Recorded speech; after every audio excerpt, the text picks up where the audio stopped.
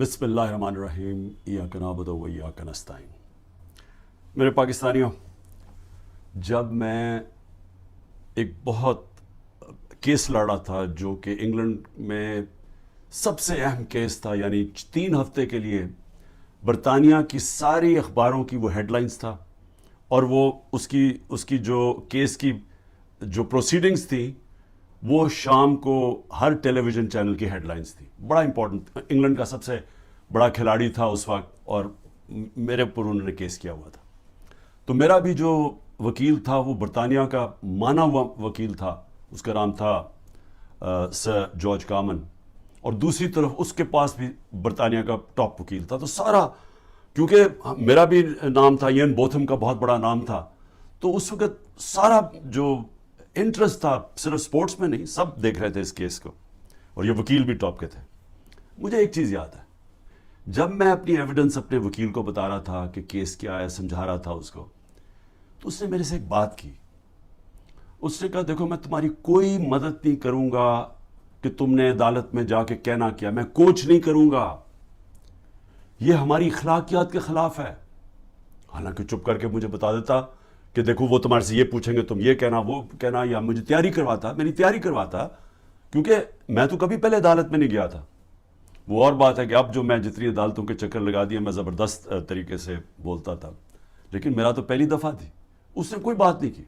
उसने कहा, मैंने तुम्हें कुछ नहीं बताऊंगा, ये है तुम सच, ये तुम्हारी एविडेंस है, इसके मुताबिक तुमने बात करनी है। और उसने फिर मुझे क्या कहा, उसने कहा, अगर आपने किसी चीज़ के ऊपर मेरे से झूठ बोला है, मैं उसी वक्त केस तुम्हारा ख़त्म करके जज को कहूंगा, जी मैं केस से पीछे हट रहा हूं। उसने कहा, और तुम्हें 3 साल की कैद होगी झूठ बोलने पे। तो मुझे अभी भी याद है कि वो, मैं बड़ा, एक तरह मुझे अजीब लगा कि ये इतना स्ट्रिक्ट रूल्स हैं यहाँ के, लेकिन मुझे तो तब तक तो मैं काफ़ी देर बरतानिया में पढ़ भी चुका था, मैं क्रिकेट खेलता था, तो मैं सिर्फ आपको समझा रहा हूँ कि उनका इखलाकी मियार क्या था और उनका इंसाफ का निज़ाम क्या था, कि अदालत के अंदर जाके तुमने सच बोलना है, तब तक मैं तुम्हारे साथ खड़ा हूं। और फिर वो भी, आप जरा ये देख लें कि वो इंग्लैंड का हीरो था, और जूरी थी, 12 लोगों के जूरी बैठती है, जज होता है, फिर जूरी होती है जो कि आम शहरी होते हैं। तो मेरे अपने वकील ने कहा कि तुम्हारा कोई चांस नहीं है जीतने का, क्योंकि सारी अंग्रेज जूरी है और वो इंग्लैंड का हीरो है, और तुम पाकिस्तानी हो, और तुम्हें पता है हमारे लोगों के अंदर तासुब भी होता है। तो कहता तुम्हारी जीतने की कोई चांस नहीं, बल्कि उसने मुझे कोशिश की कि तुम केस ना ही, पैसे बाहर आउट ऑफ कोर्ट सेटलमेंट कर लो। लेकिन मैंने कहा, मैं हक पे खड़ा हूं, मैं लड़ूंगा केस।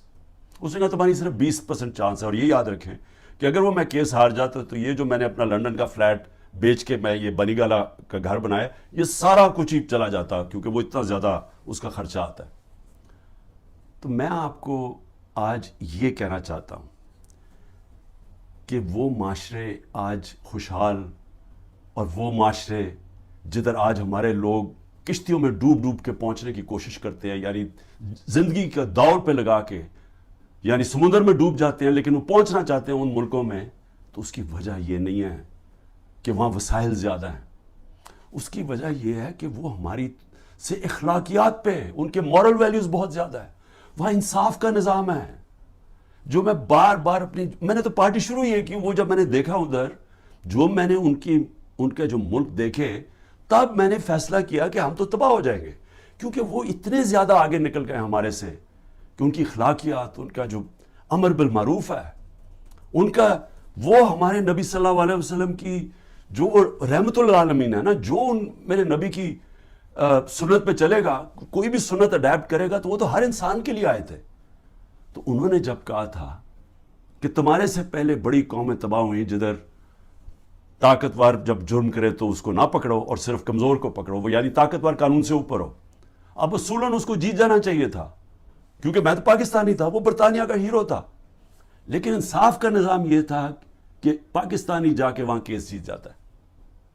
और याद रखें कि ये रवायत मदीना की रियासत से हमारे लिए, तब वहाँ ऐसा इंसाफ नहीं था। जब मदीना की रियासत बनी तो ये मगरबी ममालिक में कोई इंसाफ नहीं था, वहाँ भी जंगल का कानून था। ہم مسلمانوں کے اندر میرے نبی صلی اللہ علیہ وسلم نے وہ انصاف کا نظام لے کے آئے تھے کہ حضرت علی ایک یہودی شہری سے جبکہ وہ خلیفہ وقت تھے کیس ہار جاتے ہیں کیونکہ قاضی ان کے بیٹے کی گواہی قبول نہیں کرتا. سوچے حضرت علی کا کیا مقام ہے. لیکن انصاف کا نظام دیکھیں اور ایک اقلیت ایک خلیفہ وقت کو سے کیس جیت جاتی ہے. نبی صلی اللہ علیہ وسلم نے اس لیے کہا تھا کہ وہ قومیں تباہ ہو جاتی ہیں. یہ یاد رکھیں کہ ہم تباہی کی طرف جا رہے ہیں کیونکہ طاقتور آج قانون سے اوپر ہے. اور میں اس لیے آپ کو یہ بات چیت اس لیے آج آپ سے کر رہا ہوں اور میں آپ کو مثالیں دینے لگا ہوں کہ ہو کیا رہے ہیں. ہم تباہی کی طرف جا رہے ہیں کیونکہ میرے نبی نے 1500 سال پہلے کہہ دیا تھا کہ طاقتور قانون چوری کرے تو اس کو بچ جائے, تو جو کمزور ہو وہی صرف جیلوں میں جائے. تو یہ ہو رہا ہے آج پاکستان, ابھی سے نہیں ہو رہا, کافی دیر سے ہے, لیکن اب تو اس انتہا پہ پہنچ گیا ہے کہ ہمیں خوف آنا چاہیے کہ یہ ملک اب جا کدھر رہا ہے. مجھے خوف آ رہا ہے. میں کوئی پالیٹکس کی وجہ سے یہ بات آپ سے نہیں کر رہا. مجھے اپنے ملک کا خوف آ رہا ہے کیونکہ میں نے ملک چھوڑ کے نہیں جانا. لوگ جو بھاگ جاتے ہیں ملک سے یا جو اپنی, میرے بھی بڑا آسان ہے, اگر میں دنیا میں باہر جاؤں تو میں جا سکتا ہوں, میرے لیے تو عمران خان کے لیے دروازے کھلے ہیں. لیکن عام لوگوں کی میں آج بات کر رہا ہوں, آپ جب سب سن رہے ہیں کتنے لوگ آپ باہر چلے جائیں گے. تو یہ تو وہ میرے نبی نے جو 1500 سال پہلے کہا, ہم تو وہ تیزی سے ادھر جا رہے ہیں. اور ہمارا وہ آج جو وہاں ہو رہا ہے, خیر اس پیمانے میں تو نہیں پہنچ سکتے کہ میرے نبی نے کہا میری بیٹی نے بھی جرم کیا تو اس کو سزا ملے گی, قانون سے اوپر کوئی نہیں. حضرت ابو بکر نے آتے ساتھ ہی پہلی سٹیٹمنٹ, میں انصاف قائم کروں گا, طاقتور کو قانون کے نیچے لے کے آؤں. حضرت عمر نے اپنے بیٹے کو سزا دلوائی اس نے جب قانون توڑا. ہم تو وہ ان کی امت ہیں جو دنیا کے سب سے عظیم لیڈر ہیں. اور آج یہاں جو ہو رہا ہے وہ ملک جو اسلام کے نام پہ بنا تھا, ہمیں شرم آتی ہے, دنیا ہمیں دیکھتی ہے, ہمیں شرم آتی ہے کہ یہ ہو کیا رہا ہے اس ملک کے ساتھ. مولانا رومی سے جب پوچھا کہ قوم کیسے مرتی ہے جو ہم آج نیچے جا رہے ہیں, تو انہوں نے کہا جب وہ اچھے اور برے کی تمیز ختم کرتی ہے, جب وہ امر بالمعروف سے ہٹ جاتی ہے, جب وہ طبقہ جو ملک کا سب سے بڑا جرم کرنے والا طبقہ ہے, جب اس کو ہم اوپر بٹھا دیتے ہیں کیونکہ ایک آدمی فیصلہ کرتا ہے بند کمروں میں, تکبر سے بھرا ہوا, پاور اتنی اس کے پاس, وہ بڑے زور و شوروں سے فیصلہ کر رہا ہے کہ جناب عمران خان کو ہٹا کے تو میں نے ان کو, اور شہباز شریف سے تب سے اس کی بات چیت چل رہی تھی جنرل باجوہ کی. اب تو آج خواجہ آصف کا بیان آ گیا کہ ابھی ایک سال میری گورنمنٹ کو نہیں ہوا تھا, وہ کہتا تب سے سوچ رہا تھا کہ اس کو گرانے کا. بھئی تمہاری اس کی حیثیت کیا تھی؟ الیکٹ کر کے میں آیا ہوں, پبلک کے ووٹ سے میں آیا ہوں, ذمہ داری میری ہے, لیکن اس نے فیصلہ کر لیا. اور یہ یاد رکھیں کہ یہ جو آج ہو رہا ہے یہ ملک کے ساتھ, یہ سب سے بڑا جنرل باجوہ اس کا ذمہ دار ہے. آپ کو پتہ ہے کہ جو ہم نے IMF میرے پاس آئی ملنے ہیں, جو ہم نے, کیونکہ گورنمنٹ ڈیفالٹ کرنے جا رہی تھی اس لیے ان کو یہ $3 ارب IMF کا چاہیے تھا. IMF کی سٹینڈ بائی اگریمنٹ کی اس لیے ضرورت ہے کہ ہم ڈیفالٹ کرنے جا رہے ہیں. ڈیفالٹ کا مطلب یہ سمجھ جائیں کہ جس وقت پاکستان ڈیفالٹ کرتا, ہماری یہ جو معیشت کے ابھی حالات ہے اس لیے بالکل ہی بیٹھ جانا تھا کیونکہ فنڈنگ بھی باہر سے ختم ہو جانی تھی, اور وہ نہیں ختم ہونی تھی جو پھر اس کے بعد مہنگائی آنی تھی. اور آج جو مہنگائی کا حال ہے, آپ تصور کریں نا کہ میں سارے تنخواہ دار طبقہ جو آج بیٹھا ہوا ہے, غریب لوگ, پینشنرز, مزدور, جو آج مہنگائی ہے اگر ڈیفالٹ کرتا اس سے دگنی مہنگائی ہو جانی تھی. اس لیے ہم نے فیصلہ کیا, حالانکہ وہ سوچے 10,000 لوگ ہمارے جیلوں میں ہیں, عمران خان کے اوپر 180 کیس ہو چکے ہیں, پہنچ گئے ہیں 180 تک, ہماری سینئر لیڈرشپ جیل میں, لوگ انڈر گراؤنڈ میں گھر توڑ رہے ہیں ان کے, ہر قسم کا ان کی بزنسز بند کر رہے ہیں. اس کے باوجود اپنے ملک کے لیے ہم نے کہا ٹھیک ہم یہ اگریمنٹ کرتے ہیں تاکہ ملک نہ بیٹھے. لیکن سوال میرا کچھ اور ہے. میرا سوال یہ ہے کہ جدھر آج ہم کھڑے ہیں, کیا یہ جو اوپر حکمران ہیں ان سے ہمیں کوئی امید لگائی جا سکتی ہے؟ نہیں لگائی جا سکتی. کیوں؟ کیونکہ یہ اوپر بیٹھے اس لیے نہیں ہیں کہ انہوں نے ملک ٹھیک کرنے آئے ہیں. یہ میں آپ کو بتاؤں گا, یہ صرف اور صرف جو میں آپ کو 5 سال پہلے سے کہہ رہا تھا, یہ NRO والے لوگ ہیں جو میرے پیچھے صرف پڑے ہوئے تھے, سب اکٹھے ہو کے جی PDM بن گئی ہے, جی ڈیموکریٹک الائنس ہے. صرف مقصد ایک تھا کہ کسی طرح کرپشن کے کیسز سے یہ نکلے. اور میں اسی پہ چل رہا تھا. اپنے نبی صلی اللہ علیہ وسلم انہوں نے جب فرمان دیا کہ قومیں تباہ ہو جاتی ہیں، طاقتور کو اگر آپ معاف کر دیں، اس کو وہ چوری کرے اس کو نہ پکڑیں. تو آج وہی ہو رہا ہے. ساری جنرل باجوہ اس کو جب اعظم سواتی کو اس نے مار پڑوائی، اس نے یہ ٹویٹ لکھا نا، شکریہ جنرل باجوہ آپ نے NRO2 جو دیا ان لوگوں کو، اس کے اوپر اس نے اس کو مار پڑوائی اور اس کے اوپر تشدد کروایا. تو آج یہ ذرا سن لیں کہ ان کے کیسز، تاکہ پہلے یہ سن لیں اور پھر سنیں کہ جو میرے سے اب کس طرح کے کیسز کیے جا رہے ہیں. ذرا سے موازنہ کر لیں. سب سے پہلے نواز شریف کا کیس. وہ کیس کیا تھا؟ انٹرنیشنل انکشاف ہوتا ہے، پینما پیپر، دنیا کے اندر ایک انکشاف ہو جاتا ہے جنہوں نے اپنے آف شور اکاؤنٹس میں کمپنیوں کے پیچھے پراپرٹیز لی ہوتی ہیں. تو بڑے بڑے دنیا کے اندر وزیر بھی تھے، کوئی ایک آدھ ملک کا پرائم منسٹر بھی تھا، اور بڑے نام اس کے سامنے آئے، بلکہ برطانیہ کا اس وقت پرائم منسٹر کا بھی نام آ گیا کہ اس کی بھی پراپرٹی ہے. دنیا میں شور مچ گیا. تو ادھر پتہ چلا کہ 4 جن سب سے مہنگے لنڈن کے علاقے میں جو مے فیئر کے فلیٹس ہیں، وہ نواز شریف کی بیٹی اس کی اصل مالکہ تھی. اب سب کو پتا تھا کہ اس کے پاس تو پیسہ نہیں، اس کا مطلب نواز شریف نے خریدے. اب یہ تھا کیس، 1.5 سال عدالت میں چلا. نواز شریف نے اسمبلی میں کہا ہاں یہ ہے ہمارے فلیٹس مانے، اور کہا یہ ہے ذرائع کہ جس کے ذریعے میں نے خریدے. جب عدالت میں کیس شروع ہوا تو ادھر سے اور کہانی بدل گئی. وہ ذرائع غائب ہو گئے. اس نے کہا جی قطری کھاتا آ گیا کہ جی قطریوں نے ہمیں یہ کوئی ڈیل ہوئی تھی، کوئی قطریوں سے ڈیل ہوئی تھی تو انہوں نے ہمیں یہ مفت کے دے دیے فلیٹ. یہ اس کے بعد یہ کہانی آئی. پھر اس کے بعد کلیبری فونٹ آ گئی.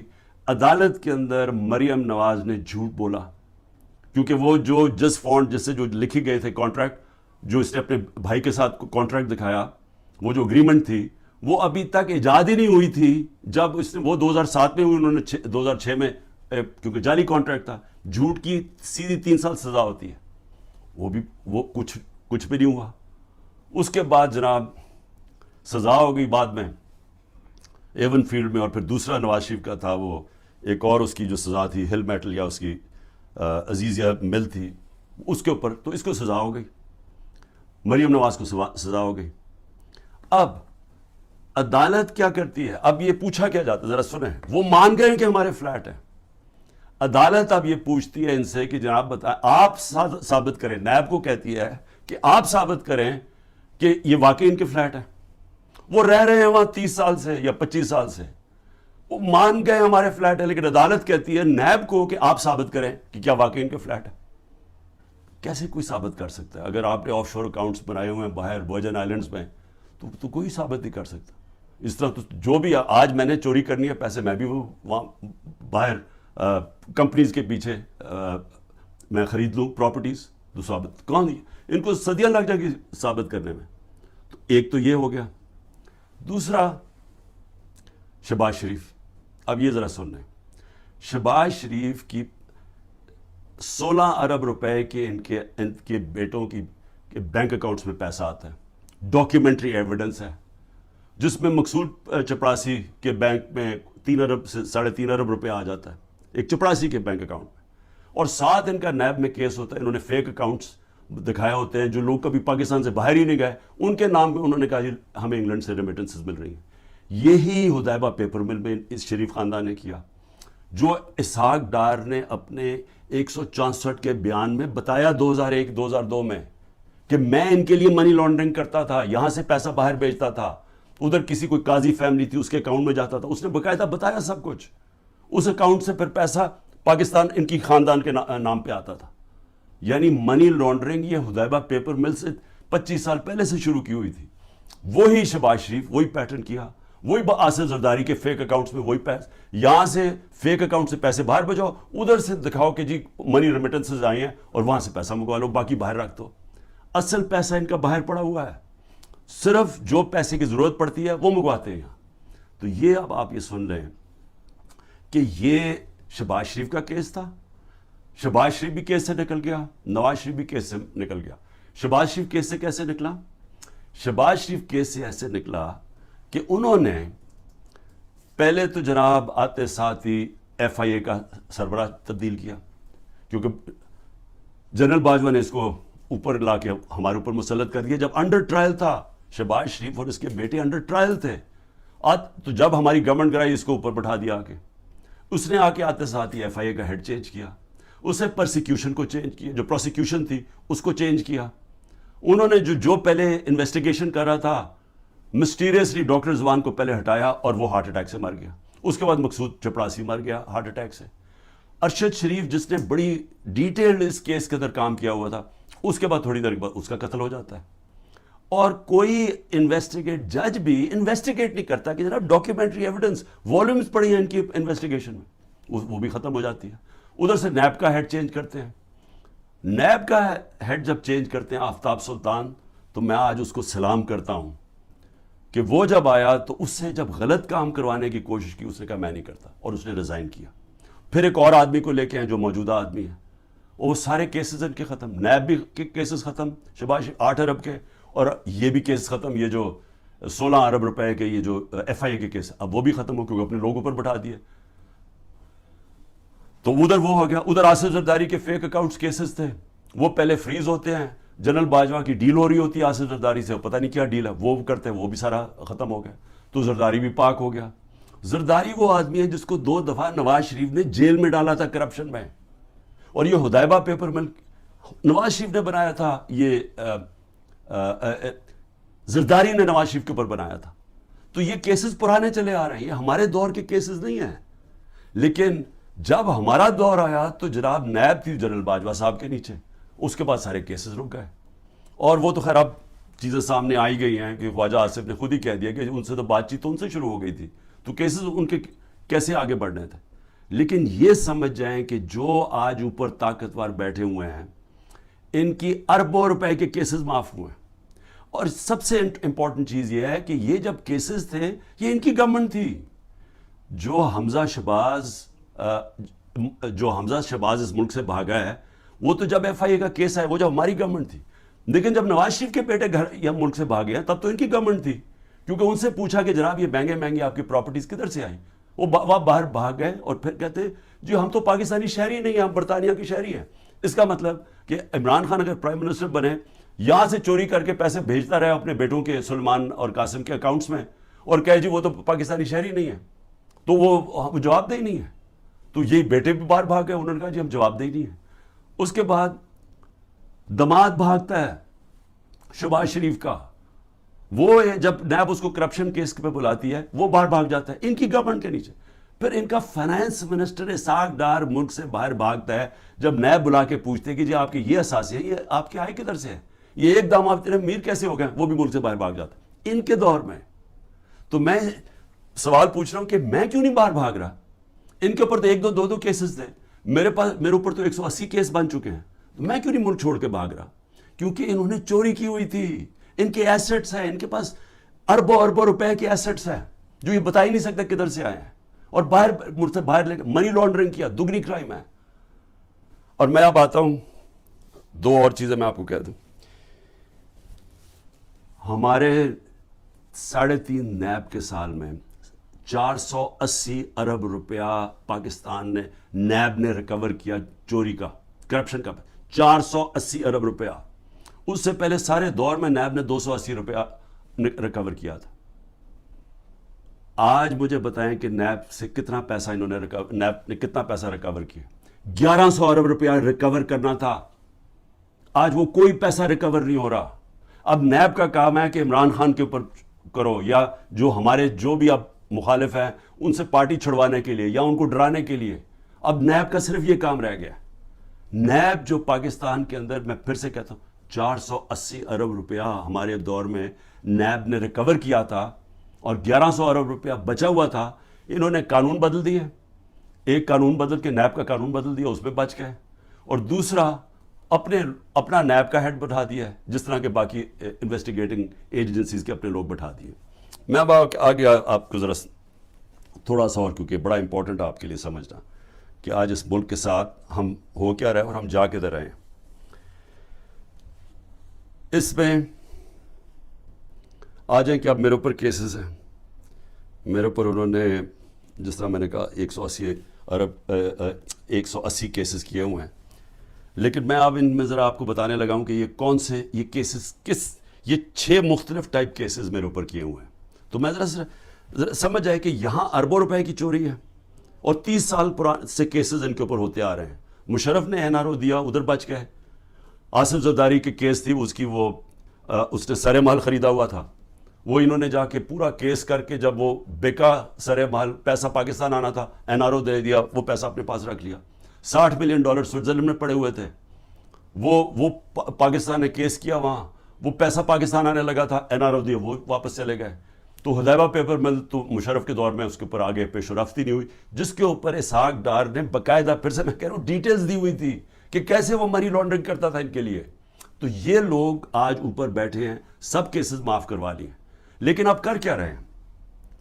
اب یہ کر یہ رہے ہیں کہ انہوں نے اب اس کو استعمال کر رہے ہیں, اینٹی کرپشن کو, نیب کو اور ایف آئی اے کو, کس طرح اب صرف 1 پوائنٹ جائے, تحریک انصاف کو ختم کیا جائے. اب میرے اوپر کیسز سب سے زیادہ, پہلے آ جائے میرے کرپشن کیسز کیا میرا, میں پہلے بھی بول چکا ہوں لیکن میں آپ کو پھر یاد کرا دوں. سب سے پہلے القادر کیس کیا ہے؟ القادر کیس یہ ہے کہ میں نے ایک یونیورسٹی بنانی تھی, میں پہلے سے سوچ رہا تھا کہ مجھے موقع ملے تو ضرور بناؤں گا, کیونکہ ایک میں نے نمل یونیورسٹی بنائی ہوئی ہے, ایک میں نے القادر یونیورسٹی بنانی تھی. القادر کا میرا مقصد یہ تھا کہ یہاں سیرت نبی کے اوپر اپنے نوجوانوں کو, ان کو سمجھایا جائے, سیرت نبی کے اوپر وہ کھڑے ہو تاکہ ان کو لیڈرشپ آئے, ساتھ ٹیکنالوجی, یہ آئیڈیا تھا اس کا. اور یہ یونیورسٹی جب میں نے شروع کی تو اس کے اندر میرا مقصد تھا کہ ملک ریاض کو, کیونکہ ملک ریاض اور پروجیکٹس میں, راوی سٹی میں بھی تھا, ادھر بھی چیپ سستے ہاؤسنگ کے اندر بھی تھے, پھر بعد میں ہم نے جب یہ شروع کی سینٹرل بزنس ڈسٹرکٹ جو والٹن کی تھی, کیونکہ سب سے بڑا بلڈر ہے پاکستان کا. ملک ریاض کو صرف میں نے اس لیے کہا کہ آپ یہ کر دیں پروجیکٹ, کیونکہ ملک ریاض کی سپیڈ ہے, سب سے بڑا بلڈر ہے پاکستان میں. جو ملک ریاض نے 3 سال میں کام کیا ہے ہمارا یہ القادر میں, وہ ہمیں 14 سال 15 سال لگے نمل یونیورسٹی میں. یعنی اتنا کنسٹرکشن کا کام ہمیں 15 سال جو لگا وہ اس نے 3 سال میں کر دیا, کیونکہ وہ سب سے بڑا بلڈر ہے. میرا تو یہ مقصد تھا. ملک ریاض نے کہا میں یہ خود ہی سپانسر کرتا ہوں یہ آئیڈیا جو القادر کا ہے. اب یہ ہوتی ہے بات, یہ سمجھیں, یہ ہوتی ہے 2018 کی نومبر دسمبر کی بات ہے. اس کے بعد جب وہ اس کی اوپننگ شروع, اس کی جو سٹون لینگ ہے وہ مئی میں شروع ہو جاتی ہے, مئی 2019 میں. 2019 کی دسمبر میں ایک کیبنٹ کا فیصلہ آتا ہے, وہ میں بتا چکا ہوں آپ کو. کیبنٹ نے فیصلہ یہ کرنا تھا کہ کیا ہم نے ملک ریاض کے کوئی پیسے انگلینڈ کی نیشنل کرائم ایجنسی نے, انہوں نے فریز کیے ہوئے تھے ایز سسپیشس ٹرانزیکشن, کہ ہمیں شک ہے اس ٹرانزیکشن کے اوپر, منی لانڈرنگ پہ نہیں. اور اس کی ڈیل ہو جاتی ہے ان کے ساتھ. اب وہ پیسہ, وہ فیصلہ کرتا ہے کہ سپریم کورٹ میں ملک ریاض نے پیسہ دینا ہے, وہ اس میں ڈالنا چاہتا ہے سپریم کورٹ کے اکاؤنٹ میں, اور ان کی ڈیل ہوتی ہے. ہمارے کیبنٹ کے سامنے صرف یہ فیصلہ آتا ہے کہ اگر آپ اس کو ڈیل کو کانفیڈینشیل رکھیں گے, جو اس کے اور اس میں تھی, لیکن عدالت میں آپ لے جا سکتے ہیں, لیکن صرف کیبنٹ, کیونکہ کیبنٹ میں پبلک ہو جانی تھی, تو وہ کہتا ہے پبلک نہ ہو. اگر آپ کانفیڈینشیل رکھیں گے تو 190 ملین پاؤنڈ پاکستان آ جائے گا سپریم کورٹ کے اکاؤنٹ میں. لیکن اگر آپ نہیں کریں گے تو آپ کو جا کے انگلینڈ میں کیس کرنا پڑے گا, اور وہاں ثابت کرنا پڑے گا کہ منی لانڈرنگ ہے یا نہیں ہے. وہ سول کیس تھا.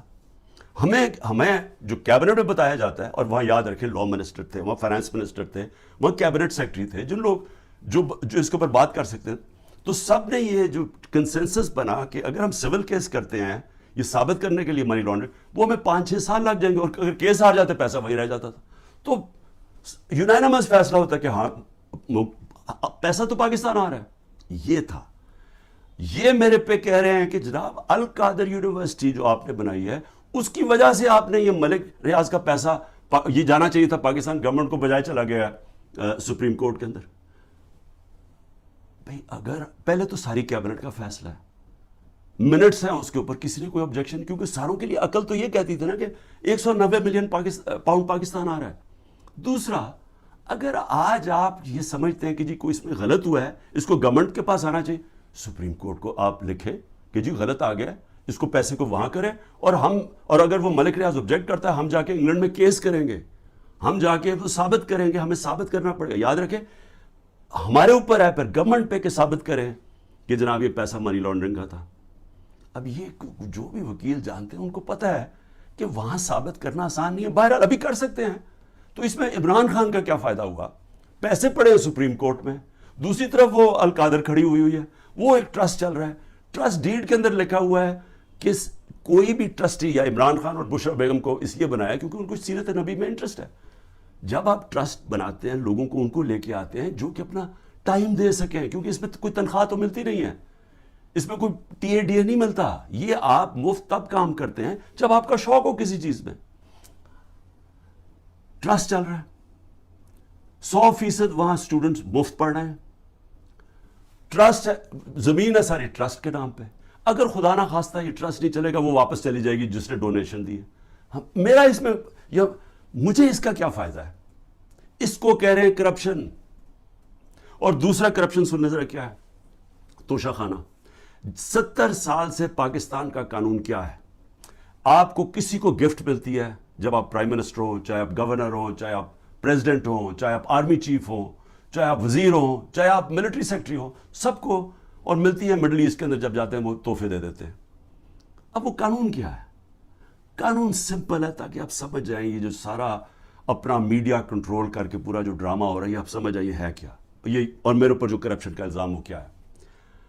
قانون یہ ہے، قانون کہتا ہے کہ جناب آپ نے اگر آپ کو جب گفٹ ملے وہ سیدھی گفٹ جاتی ہے پہلے فورن آفس، کیونکہ فورن آفس ہوتا ہے انوالوڈ، ادھر سے جاتی ہے کیبنٹ سیکرٹری کے پاس.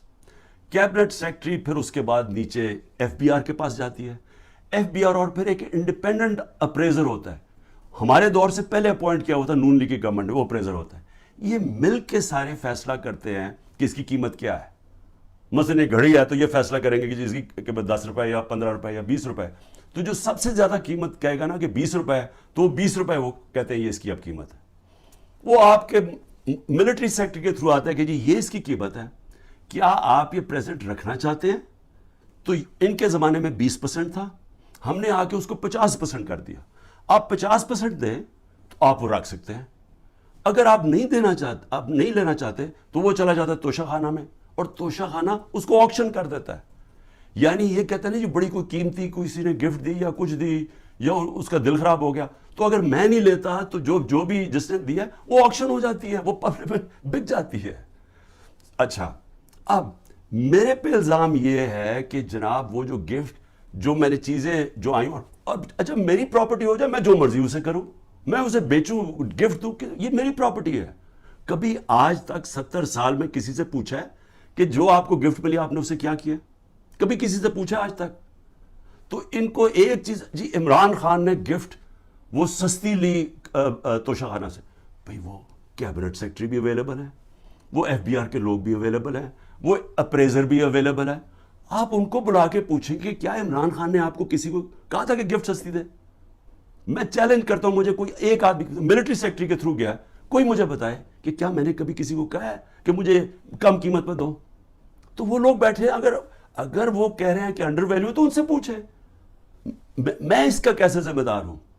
اور پھر کہ جی وہ فلانی ایک فراڈ کو وہاں دبئی میں بٹھا کے اس نے کہا جی میں نے بڑی مہنگی کوئی گھڑی لی ہے. اس سے پتہ ہے کہ وہ آدمی کون ہے؟ وہ ناروے سے بھاگا ہوا فراڈ میں، اس کے اوپر میں نے کیس کیا ہوا ہے جھوٹے کے اوپر. وہ اس میں پتہ نہیں فرح کدھر آ گئی میری بشرا بیگم کو، ان کا کیا لینا دینا اس سے؟ کہتا جی وہ فرح نے آ کے کوئی گھڑی بیچی، وہ پتہ چلا کہ وہ تو دبئی گئی نہیں اس سال جس دن وہ جس سال کہہ رہے. تو صرف کسی نہ کسی طرح عمران خان کو پکڑ کے یہ کرو. یہ ہے توشہ خانہ کا کیس. اور اگر کسی کو پکڑنا ہے توشہ خانہ کیس میں تو اس میں مریم نواز پکڑی جاتی ہے، نواز شریف پکڑا جاتا ہے اور آصف زرداری، کیونکہ انہوں نے وہاں سے مہنگی گاڑیاں توشہ خانہ میں سے انہوں نے وہ گاڑیاں خریدی اور سستے قیمت پہ وہ خرید سکتے ہی نہیں تھے، کیونکہ توشہ خانہ میں گاڑی آپ نہیں لے سکتے. مجھے بھی گاڑی ایک ملی تھی، آپ گاڑی قانون کے مطابق نہیں لے سکتے. ان تینوں نے بھی گاڑی، اس نے زرداری نے 3 گاڑیاں نکالی، نواز شریف نے مہنگی گاڑی پہلے 9 سال چلائی، اور اس کے بعد جا کے جب یہ یوسف رضا ہے تب اس نے ڈکلیئر کی اور اس کی پھر ایک قیمت ادا کی. اور مریم نواز نے ڈکلیئر ہی نہیں کی توشہ خانہ میں گاڑی جو کہ ابو دھابی سے رائل فیملی سے ملی، اور وہ اس نے جا کے پھر آگے بیچ دی. تو مجھے یہ بتائیں کہ ان کے اوپر جو واضح طور پہ قانون ٹوٹا ہوا ہے، اس میں تو قانون ہی کوئی نہیں ٹوٹا. مجھے بتائیں میں نے کیا الیگل چیز کی ہے؟ انہوں نے تو قانون توڑا ہوا ہے، ان کو نہیں کچھ کسی کو پکڑنا. پھر آگے چلیں. میرے پر ایک کیس ہے جی کہ میری بہن کو میں نے انفلوئنس کر کے ایک 6 ارب کی زمین دلوا دی صرف 6 کروڑ میں. اور 6 ارب کی اس لیے کیونکہ وہاں کوئی نہر لگنی تھی تو اس سے اس کی قیمت اوپر چلی جا رہی تھی. اور میں نے زبردستی لوگوں سے کہا کہ کیونکہ میں پرائم منسٹر تھا, میں نے زبردستی کہا کہ وہ کسانوں سے اسے زمین دلوا دی. اب یہ اتنے ڈفرز ہیں, ان کو یہ نہیں پتا کہ جو میری بہن نے پیسے دیے وہ چیک سے دیے ہوئے پیسے. چیک 25 اپریل کو 2022 کو ایک چیک دیا گیا ہے اور 2 جون 2022 کو دوسرا چیک دیا گیا ہے.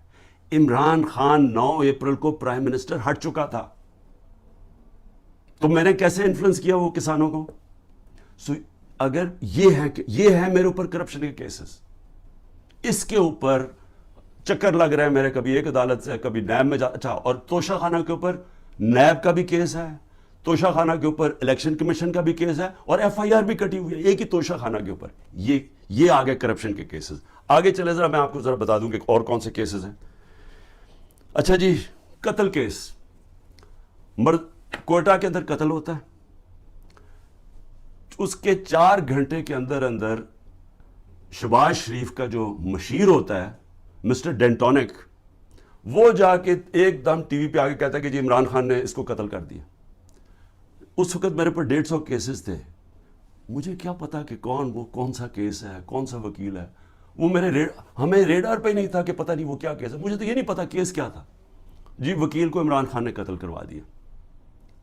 اس کے بعد اس کے بیٹے کو اٹھاتی ہے پولیس. سارے کوئٹہ کو پتا کیا ہوا, کیونکہ ساری وکلا کمیونٹی کو پتا ہے. اس کو 12 گھنٹے پولیس رکھتی ہے, سافٹ ویئر اپڈیٹ ہوتا ہے, اور اس کے بعد وہ ایف آئی آر میں عمران خان کا نام لے دیتا ہے کہ عمران خان نے قتل کیا. اس کے اگلے دن اس کی بیوی سٹیٹمنٹ, اس کی ویڈیو ریکارڈنگ سٹیٹمنٹ ہے کہ یہ میرے خاندان نے, رشتہ داروں نے اس کا قتل کیا ہے. اس سے پہلے ایک باقاعدہ ڈیمونسٹریشن ہوتی ہے اس وکیل کے خلاف کہ اس نے ہمارا قتل کروایا ہے. عدالت کو وہی وکیل جا کے کہتا ہے کہ میرے کیسز سے بھی میں نہ لگاؤ, یہاں لگاؤ کیونکہ ہماری دشمنیاں ہیں. اس کا قتل میرے پہ ڈال کے اور ایف آئی آر کٹ جاتی ہے 302 کی, اور کہتے ہیں جی آپ کوٹا جا کے اپیئر کریں. اور پھر اس سے پہلے ضلع شاہ کا جب 8 مارچ کو قتل ہوتا ہے پولیس کسٹڈی میں, میرے اوپر پھر قتل کا کیس ڈال دیتے ہیں. میں گھر میں بیٹھا ہوا ہوں, مجھے پتہ ہی نہیں کیا ہو رہا, کیونکہ یہاں ٹیئر گیسنگ چل رہی تھی اس دن, کیونکہ ہم اپنی ریلی نکالنے لگے. پتہ چلا جرا ایک دم 144 پولیس نے لگا کے تو ریلی روک دی ہے. تو میں اندر بیٹھا ہوں, میرے اوپر 302 کا قتل کا کیس ہو جاتا ہے. 3 دن کے بعد جب ضلع شاہ کا پوسٹ مارٹم ہوتا ہے اور پتہ چلتا ہے کہ 26 جگہ اس کے اوپر تشدد کر کے اس کو قتل کیا. اب اس کے بعد پولیس پھنس جاتی ہے. پھر کیا کرتی ہے, نہیں جی وہ ایکسیڈنٹ ہوا ہے, اور ایکسیڈنٹ میں بھی پھر مجھے بات ہے کہ جی میں نے کوئی انفارمیشن نہیں دی, ایک اور ایف آئی آر کٹ جاتی ہے. تو میں آپ کو صرف یہ بتا رہا ہوں کہ یہ جو قتل کرنے کا کیس ہے, یہ یاد رکھیں کہ یہ پہلے سے یہ جو اوپر بیٹھے ہوئے ہیں یہ پرانے گاہک ہیں. یہ لوگوں کو قتل کروانے کے یہ ہیں, یہ شہباز شریف خاص طور پہ, اور یہ جو لوگوں کے اوپر جھوٹے کیسز کرنے کے یہ ماسٹر ہیں اس کے. میں اب بات کر رہا ہوں یہ جب 97 سے 99 تک یہ شہباز شریف جب چیف منسٹر تھا اور بھائی صاحب اوپر پرائم منسٹر تھے, ذرا یہ چھوٹی سی ایک عابد باکسر نے اس کے اوپر کہا ہوا ہے ڈاکیومنٹری, وہ سنیں. میں سچو سبزدار تھا. اس وقت مجھے ایک سینئر افسر نے بلایا اور کلیئر یہ کہا کہ چیف منسٹر پنجاب شہباز شریف صاحب یہ 5 بندے سبزدار میں مروانا چاہتے ہیں. میں نے انکار کیا. میرے انکار کے بعد یہ ڈیوٹی انہوں نے اپنے لیفٹ ہینڈ, رائٹ ہینڈ نہیں لیفٹ ہینڈ عمر ورک کی لگائی, اور وہ عمر ورک نے 5 سبزدار میں بندے وہ قتل کیے. اس سے پہلے میں آپ کو بتا دوں کہ گارڈین کے اندر ایک آرٹیکل چھپتا ہے, یہ جب 97 سے 99 تک تھا شہباز شریف. آرٹیکل کیا ہے, اس میں کہتا ہے 850 ایکسٹرا جوڈیشل کلنگ پولیس مقابلے میں لوگوں کو مروایا جاتا ہے جب شہباز شریف چیف منسٹر تھا. اور اس کے اندر وہ ایمنسٹی انٹرنیشنل کنفرم کرتی ہے کہ یہ بالکل ٹھیک ہے کہ پولیس انکاؤنٹر کے ذریعے شہباز شریف نے اس کے دور میں لوگ مروائے گئے. اب ذرا یہ سنیں کہ عابد باکسر کیا کہتا ہے. پنجاب میں جعلی مقابلوں کے لیے پولیس انسپیکٹرز کو کیسے مجبور کیا جاتا ہے. انکاؤنٹر اسپیشلسٹ عابد باکسر کی نئے ویڈیو میں سنسنی خیز انکشافات. مجھے حراست میں لے کر جھوٹے مقدمات میں نامزد کیا گیا, یہ ان کی جانب سے کہا گیا. کچھ چیزیں جو میڈیا اور پبلک کے سامنے لانا چاہتا ہوں. کہ کس طرح میاں شہباز شریف صاحب لوگوں کے ریکارڈ بنواتے ہیں، کس طرح انہیں جعلی پولیس مقابلے میں مارا جاتا ہے، کس طرح لوگوں کی جائیدادیں ہتھیائی جاتی ہیں. یہ تمام چیزیں میں آج پبلک کے سامنے رکھوں گا تاکہ لوگ اس کا فیصلہ کر سکیں. میں 99 میں بطور ایس ایچ فیکٹری ایریا تعینات تھا. میرے ماموں ایک رقبہ باغ بچہ کی ملکیت کے دعویدار تھے. میاں صاحب اس کو خریدنا چاہتے تھے لیکن قیمت میاں صاحب کی مرضی کی ڈیسائیڈ نہیں ہو رہی تھی، جس کے بعد میاں صاحب نے اس کو ہتھیانے کا فیصلہ کیا. لیاقت نام کے مالی کو مدعی بنا دیا گیا اور مدعی بنانے کے بعد اس کو ایک پرچہ دے دیا گیا کہ یہ تمام رجسٹریاں باغ بچہ کی جو ہے یہ جعلی اور بیک ڈیٹڈ ہے. اور ایک فکرہ لکھوا دیا گیا کہ میرے ماموں ظفر عباس نے مالی کو دھمکی لگائی ہے کہ میں عابد باکسر سے تجھے مروا دوں گا. یہ جو بات یا یہ جو لائن ہے یہ اینٹی کرپشن لا کے مطابق کوئی جرم نہیں بڑھتا. زیادہ سے زیادہ اگر ہوتا تو 506 کا پرچہ میرے ماموں کے خلاف درج ہو سکتا تھا. میرے ماموں پہ پریشر ڈالا گیا، میرے ماموں یہ پریشر برداشت نہ کر سکے اور وہ بچوں کے ساتھ بیرون ملک چلے گئے. میاں شہباز شریف صاحب کے حکم پر مجھے معطل کر دیا گیا. معطل کرنے کے بعد مجھے گرفتار کر لیا گیا. گرفتار کرنے کے بعد مختلف تھانوں میں مجھے زیر حراست رکھا گیا. اس کے بعد ایک لیٹر حمزہ شہباز کا جو منظر عام پہ آیا تمام پاکستان کے اخبارات میں چھپا. اس میں اس نے فواد حسن فواد صاحب کو لکھا کہ عابد باکسر کے خلاف سخت ترین ایکشن لیا ہے اور ایک فقرہ آخر میں لکھا please note it that we are not in the habit of listening the word legal or illegal. اس کے بعد مجھے اچھا جی، اب یہ ذرا سمجھ جائیں کہ جو قتل اور اس نے شہباز شریف نے ایک اور میرے اوپر الزام لگا دیا کہ میں آرمی چیف کو اب قتل کروانا چاہتا ہوں، کہ میں پلان کر رہا ہوں آرمی چیف کو قتل کروانے کے لیے. اور اس دیکھیں وہ جو ہوتا ہے نا وہ کہتے ہیں کہ ایک انگریزی میں کہ takes a thief to catch a thief, یعنی چور جو ہوتا ہے وہ چور کو پکڑ سکتا ہے کیونکہ چور چور کی طرح سوچتا ہے. کیونکہ یہ ساری زندگی یہ جرائم پیشہ لوگ ہیں، یہ اس کو پتہ ہے کہ عمران خان کوئی قتل نہیں کروانا ہے. ان کو پتہ ہے کہ نہ میں سب کو کوئٹہ کو پتہ ہے نہ میں نے اس کو قتل کروایا نہ یا ذل شاہ کو. لیکن یہ جھوٹے الزام لگانے کے یہ ماسٹر ہے. اچھا یہ قتل یہ ہو گیا جب مرڈر کیسز، یہ میرے پاس ایک ایف آئی آر ادھر کی کٹی ہوئی اور ایک انہوں نے ذل شاہ کے اوپر اور چینج کر کے کٹوا دیے. پھر آج جی دہشت گردی، زیادہ تر اب میرے پر کیس دہشت گردی کی عدالتوں میں. اب وہ دہشت گردی کے کیسز کیسے ہیں؟ 9 میں سے پہلے کیسز ہیں. وہ کیسز کیا ہے جناب؟ میں کوئی ڈیمونسٹریشن ہو رہی ہے، کوئی مظاہرہ ہو رہا ہے پی ٹی آئی کا، کوئی مظاہرہ میں کوئی انسیڈنٹ ہوتا ہے جناب عمران خان کے اوپر دہشت گردی کا کیس. ایک الیکشن کمیشن کے باہر مظاہرہ ہو رہا ہے، اس کے اندر کچھ آپس میں کچھ ہوتا ہے، مجھے کیا پتا، عمران خان کے اوپر دہشت گردی کا پرچہ. مریم نواز کی ویڈیو ہیں سب کے پاس کہ یہ جا کے یہ جب اس کی پیشی ہوتی ہے نیب کے اندر تو پتھراؤ کرتے ہیں نیب کے اوپر. گاڑی بھری ہوتی ہے جس میں پہلے پتھر لے کے جاتے ہیں، پتھراؤ ہوتا ہے. کوئی کیس ہوا اس کے اوپر؟ کوئی دہشت گردی کا کیس ہوا؟ کوئی کیس ہوا؟ تو کچھ بھی ہوتا ہے، کوئی ڈیمونسٹریشن کی عمران خان کے اوپر دہشت گردی کا. اچھا پھر 9 میں آ جائیں.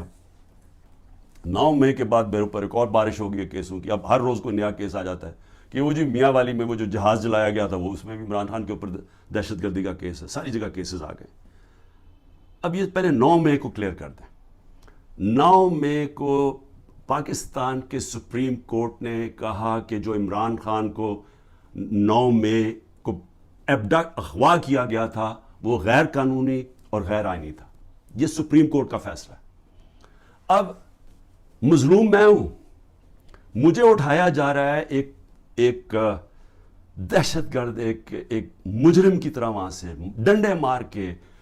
رینجرز نہیں کمانڈوز تھے، کیونکہ جو میرے 4-5 کمانڈوز تھے ان کو وہ تو ایک دم پہچان گئے کمانڈوز تھے.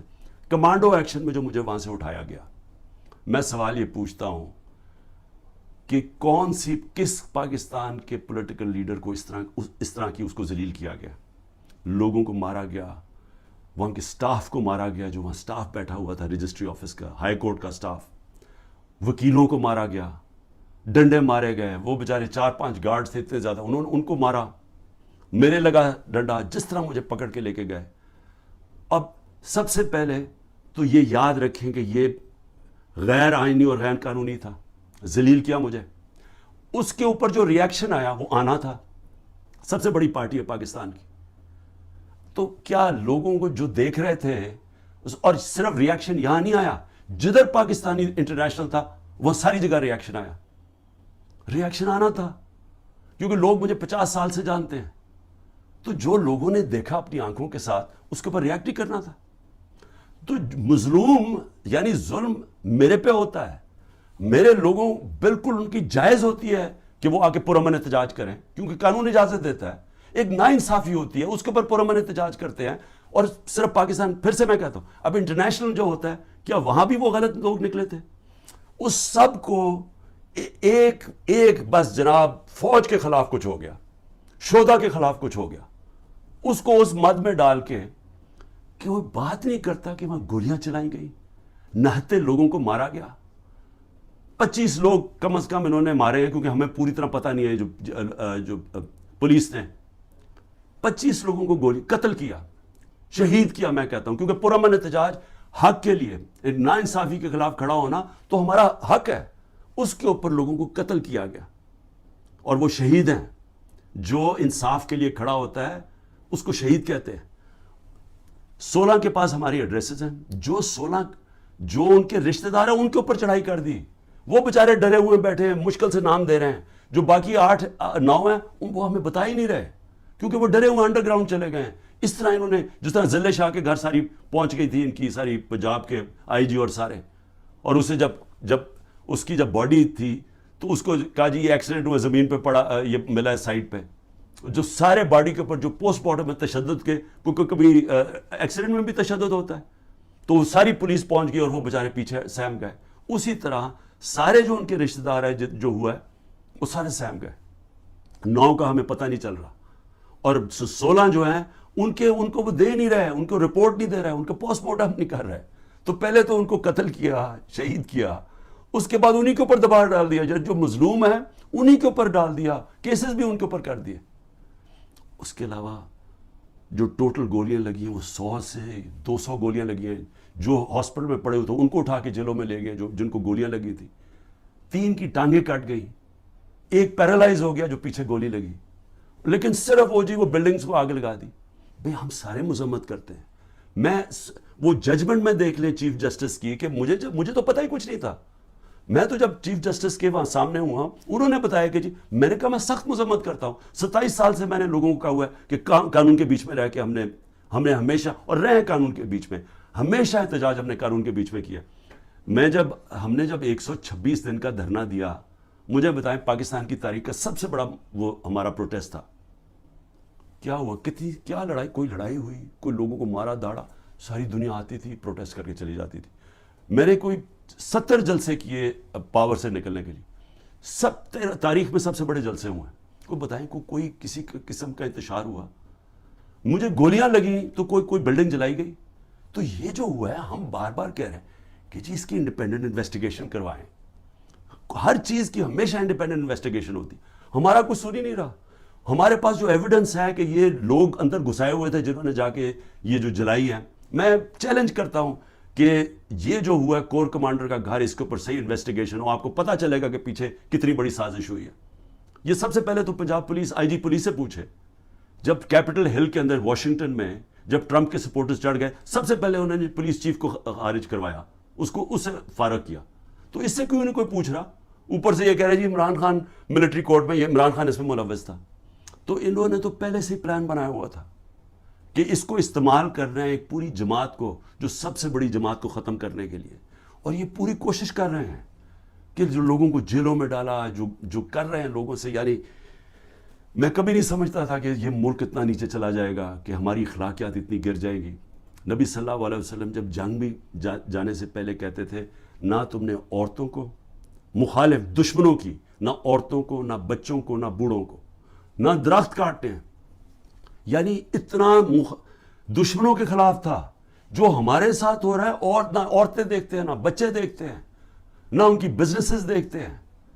جس طرح کا ان کے رشتہ دار, ان کے جاننے والے سب کے اوپر پہنچ جاتے ہیں. یعنی ایسی کبھی میں نے اس طرح کا ظلم نہیں دیکھا جو ہمارے خلاف اس وقت ہو رہا ہے. اور آڑ کس کی لے رہے ہیں؟ جناب بہت بڑا ظلم کر دیا ہم نے 9 مئی کو. تو 9 مئی کو جو میرے سے ظلم ہوا, جو شروع ہی ہوا, جس کی وجہ سے سارا کچھ ریاکشن ہوا, اس کے اوپر تو کوئی انکوائری بھی نہیں ہوئی. اور اس لیے میں یہ ابھی تو جو کیسز اب بن رہے ہیں اس کی آڑ لے کے ہر دوسرے دن ایک نیا دہشت گردی کا کیس بن جاتا ہے جو 180 تک پہنچ چکا ہوں. اور یہ اب ممکن ہی نہیں ہے میرے لیے کہ میں ساری جگہ بھاگا پھروں. کوئی میاں والی میں کیس ہے, فیصل آباد میں کیس, جدھر جدھر جی وہ 9 مئی کا بنا کے جس کو کیسز ہے. تو کوشش کر رہا ہوں, ملک سے تو نہیں بھاگوں گا. ہو سکے گا کہ ایک وقت ایسا آئے گا کہ میں یہ نہیں کر سکوں, جیل میں ڈال دیں گے, ڈال دے, تیار ہوں میں جیل کے لیے. صرف ایک اور میں چیز کہنا چاہتا ہوں, یہ 144 سے لگا دیتے. ایک یہ نیا ڈرامہ شروع کیا. ہم اب الیکشن کیمپین 8 مارچ کو الیکشن کیمپین کا اپنا آغاز کرتے ہیں. 7 مارچ کو بیٹھ کے پولیس سے طے کرتے ہیں روٹ یہ لاہور کی کہ ہم اپنی, کیونکہ سپریم کورٹ 30 اپریل کا الیکشن اناؤنس کر دیتا ہے, تو ہم اپنی آغاز کرتے ہیں کیمپین کا. صبح پتہ چلتا ہے جی ایک دم ساری جگہ پولیس پہنچ گئی, راستے بند کر دیے, واٹر کیننز آ گئی ہیں, ٹیئر گیسنگ شروع ہو گئی جو ریلی. اور میں گھر بیٹھا انتظار کر رہا ہوں, اب میں نے ریلی جوائن کرنی ہے. پتہ چلا جناب ٹیئر گیسنگ ہو گئی ہے, میرے گھر کے بعد پولیس پہنچ گئی. اس کے بعد اگلے دن اس دن زلیشا قتل ہو جاتا ہے, اور جو تشدد سے اس کو بیچارے کو شہید کرتے. اس کے بعد یہ ذرا سنتے جائیں, 14 مارچ کو وارنٹ آ جاتی ہے میرے گھر میں کہ جی آپ کو ہم پکڑنا چاہتے ہیں, کیونکہ آپ نے وہ 18 مارچ کو میں نے ایک عدالت میں اپیئر ہونا ہے میجسٹریٹ کے کورٹ میں. 4 دن پہلے پولیس پہنچ جاتی ہے. آپ کو اگر میجسٹریٹ کورٹ میں پیش بھی ہونا ہے تو ایک دن 24 گھنٹے میں پیش کرنا پڑتا ہے, وہ 4 دن پہلے پولیس پہنچ جاتی ہے. اور وہ جو کیس تھا, میں کہہ رہا ہوں, ہماری سینئر لیڈرشپ کہہ رہی ہے ہاں جی عمران خان عدالت میں پیش ہوگا, وہ سارے باہر پولیس کو کہہ رہی ہے, وہ سن ہی نہیں رہے.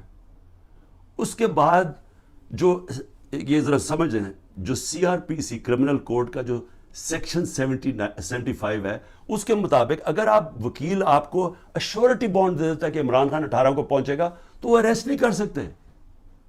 یہاں کا جناب جو CCPO ہے, اس کے پیچھے میرا وکیل, اور وہ بھی وکیل بھی ہائی کورٹ بار ایسوسی ایشن کا پریزیڈنٹ, وہ پیچھے پھر رہا ہے ایشورٹی بانڈ لینے کے, وہ مل ہی نہیں رہا اسے, کیونکہ بدنیت ہے. یہاں پھر مجھے اغوا کرنے آئے تھے, 24 گھنٹے میرے گھر کے اوپر اٹیک کیا. اچھا اب پھر 144 وہاں ہمارا 14 مئی کو جب ہم دیکھ رہے ہیں کہ الیکشن نہیں کرنے جا رہے, تو ہم 6 مئی کو اپنی آئین کے لیے, کیونکہ آئینی طور پہ ان کو الیکشن کروانا چاہیے تھا 14 مئی کو, جب آئینی طور پہ الیکشن نہیں کر رہے تو ہمیں کیا پتہ چلتا ہے کہ جی ایک دم اسلام آباد میں ہم ریلیز نکال رہے ہیں, سارے ملک میں ریلیز نکل رہے ہیں. اسلام آباد میں ریلی نکلتی ہے 144, عمران خان کے اوپر یہاں کیس ہو جاتا ہے. سارے پاکستان میں ریلیز نکل رہی ہیں, لیکن اسلام آباد میں جی کیونکہ 144 لگا دیا تھا, وہ 144 لگتا ہی صرف ہمارے لیے. مولانا فضل الرحمان نے ریڈ زون میں جا کے 144 کے دوران سپریم کورٹ کے باہر پورا گالیاں نکالی چیف جسٹس کو, عدالتوں کو گالیاں نکالی سپریم کورٹ کے چیف جسٹس کو کھڑے ہو کے, اور انسانوں نے تقریریں کی ریڈ زون کے اندر. اس کے لیے 144 نہیں تھا, اس کو بلکہ فیسیلیٹیٹ کر رہی ہے حکومت جا کے وہ ریلی نکالنے کے لیے. لیکن ایک آئین کے لیے, ایک آئین کی خلاف ورزی ہو رہی ہے, اس کے لیے ریلی نکل رہی ہے, اور اس کے اوپر عمران خان کے اوپر کیس. تو یہ ہیں اس طرح کے کیسز. میں آخر میں اب کہنا کیا چاہتا ہوں, دیکھیں میں اپنی قوم سے بات کرنا چاہتا ہوں. میں نے تو اس کا مقابلہ کرنا ہی ہے, میں تو آپ کو کہہ بیٹھا ہوں. اتنے زیادہ کیسز ہیں میرا, تو اب بلکہ میں وکیل ہی تقریباً بن گیا ہوں, اور میرا اب عدالتیں تو میرے آفس ہی بن گئی ہیں. میرا تو ہر روز ایسے ہے کہ جس طرح میں آفس جا رہا ہوں, اور میں تو اس کا مقابلہ کرتا رہوں گا. لیکن یہ ہو سکتا ہے کہ میں اب میں میاں والی بھی جانا ہے تو کوئٹہ بھی جانا ہے, یہ ہو سکتا ہے کہ میں اب نہ کروں. انہوں نے وارنٹ نکالتے ہیں, اریسٹ کر دیں گے. پلان تو ان کا کہ کسی نہ کسی طرح اس کو اریسٹ کرو تاکہ یہ جیل میں جائے, اور پھر اس کی پارٹی توڑو, اور اس کے بعد پھر الیکشن راؤنڈز کرو. یہ ان کا پلان ہے, میں تو اس کے لیے تیار ہوں. لیکن میں اپنی قوم سے آخر میں کیا کہنا چاہتا ہوں, دیکھیں یہ جو ہو رہا ہے نا, یہ عمران خان بنے پرائم منسٹر, الیکشن جیتے نہ جیتے, جیل میں جائے, لیکن مسئلہ تو پاکستان کا اس وقت. تو میں آپ کے لیے اب کہہ رہا ہوں, یہ جو ہو رہا ہے نا, یہ صرف اور صرف ملک کی اب تباہی ہے. یہ جو چور اوپر بیٹھ گئے ہیں, اور میں نے آپ کو ان کے کیسز بتایا, یہ تو کچھ بھی نہیں ہے کیسز, ان کے اوپر تو پوری کتابیں ہیں ان کی کیسز کے اوپر. ان کے اوپر تو باہر کی کتابوں میں ان دونوں کے زرداری اور نواز شریف خاندانوں کے اوپر چوری کے اوپر ان کے اوپر کتابوں کے اندر مینشن کیا ہوا ہے, باہر کے اخباروں میں ہے. یہ ایک دوسرے کے متعلق کیا کہتے تھے, اسٹیبلشمنٹ ان کے متعلق کیا کہتی تھی, تو اس میں تو کسی کو کوئی شک نہیں ہے کہ انہوں نے کیا کیا.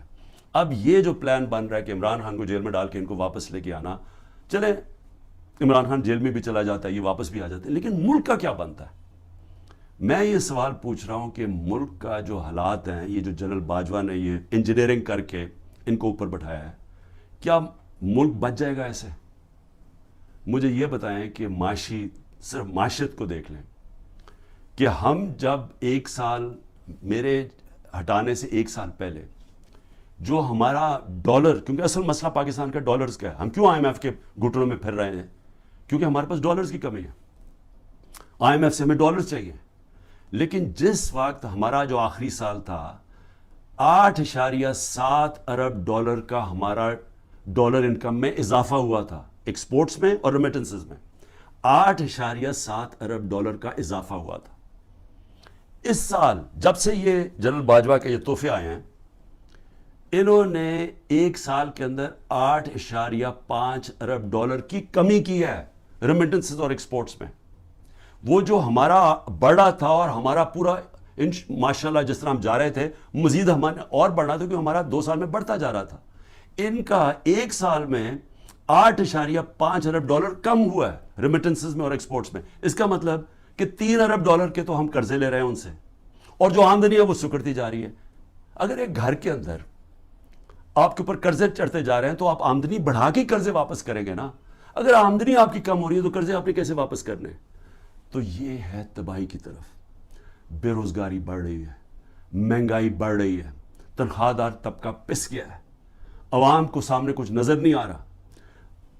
جو اس ملک کے قابل لوگ ہیں وہ باہر جانے کا سوچ رہے ہیں.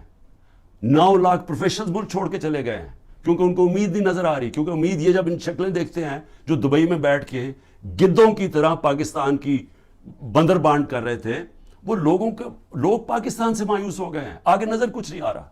اوپر انصاف کا نظام جس ملک میں یہ ہو کہ یہ چور اوپر بیٹھ کے اپنے کیسز اربوں روپے کے 1100 ارب روپے کے کیس معاف کروا دیں، اور وہ جو لوگ جن کی انصاف کی تحریک جو 27 سال لے کے آئے تھے کہ جس ملک میں رول آف لا ہو، ان کے اوپر کیسز کی بارش ہوئی ہے.